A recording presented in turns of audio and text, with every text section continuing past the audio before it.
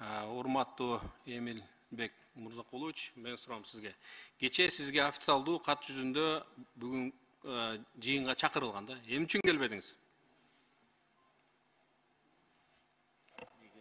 Мен өзү негизинде 4-5 күндөн бери көрүп атасыздар. Мен лечение алып атам, грипп болуп лечениеде болчумун. Кече күнү турнир өттү футбол боюнча.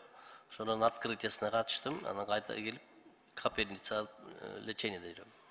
Бирок сиздин ооруп аткан жөнүңүздө бул жерге айтылган жок. Келбейм деп койду дегенде мындай грубый бизге жооп келди. Жок, мен андай сиздер менен тем более биздин Бишкек шаарына керектүү маселе көтөрүлүп аткандан кийин мен позициям сиздерге жардам берип атат. Жанагы депутаттык топко да ыраазычылык билдирип атам. Туура. Эмилбек Мурзакулович, сиз биз кечеги жумушубуздун бүгүнгү жылдырдыңыз да. Сиздин себебиңизден бул жыйын бүгүнгө которулду. Туура, сиз бул жерге келсеңиз, сиз көп пайда аласыз. Жогорку кеңештин депутаттары көптөгөн сунуштарды берет. Бул проблема, ыш проблемасы 19-20, 21 жылдары ушул жогорку кеңештин токтомдору чыккан. Алардын бардыгы аткарылган жок, аткарылбаган үчүн бүгүн ошол ыш дагы каптап отурат Бишкек шаарын. Мен суроом сизге. Ушу кызматка келердин алдыңызда сиз Бишкектин эң бир көйгөйү бул ыш экенин сиз жакшы билгенсиз да. Бул проблема ички эмес. Бул бүтүндөй дүйнө жүзүндө Бишкек шаары эң кир шаарлардын бири деп таанылган проблема да бул. Сиз ошону биринчи кезекте ошону чечүүгө аракет кылышыңыз керек. Бишкек шаарынын бюджетинде ошол котелдорду өткөзгөнү боюнча канча акча каралды?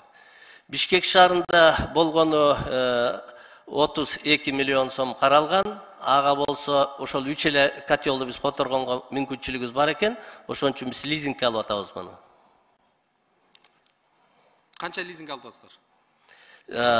Биз азыр буну 5 жылдын ичинде биз төлөп бүтүшүбүз керек. Бирок котелдорду биз алып келдик. Мына азыр жаңы курулган мектептердин баарына бир газовый котелдорду койдук. Газпром менен жолугуш бир нече жолу дедиңиз. Официалдуу протоколдор барбы ошолордун, жолугушуулардын? Официалдуу протоколдору бар. Бере аласызбы? Азыр жанымда жок, сизге берейин. Мага жөнөтүңүз. Макул. Сиздин сунуштарыңызды угабыз ошол жерде, окуп көрөбүз. Эмилбек Мурзакулович, бул ыш проблемасын, тазалыкты, бул элибиздин ден соолугун биринчи кезекте сиздин түздөн түз милдетиңиз. Экология эмес, же башка эмес, сиздин милдетиңиз. Сиз ошолорду иштетип, ошолорду контроль кылып, ошолордон сурап, ошол жерге керек болгон акчаларды которуп, керек болгон акчаларды кабинден алып, керек болсо кредит гранттарды алып, жалпы Бишкектеги ышты таптакыр жоюу боюнча сиздин эң биринчи милдетиңиз. Бул нерсени сиз ишке ашырышыңыз керек. 3 токтом аткарылбады. Мен дагы деле ишенем, бүгүнкү чыккан токтом дагы аткарылбайт жогорку кеңештен. Эмне үчүн аткарылбайт? Эмне үчүн дегенде чечүү, мындай жоопкерчилик сиздерде максат жок, ачыгын эле айтайын мен. Жок андай нерсе. Бул проблеманы биз кийинки жылда карайбыз. Эмне үчүн дегенде баягы адамдарда эрк болуш керек чечиш үчүн. Ал эрк жок сиздерде. Бардык нерсе ал мен канча күнгө чейин иштейм деген гана сиздерде ой турат. Болду, башка эч жок сиздерде башка.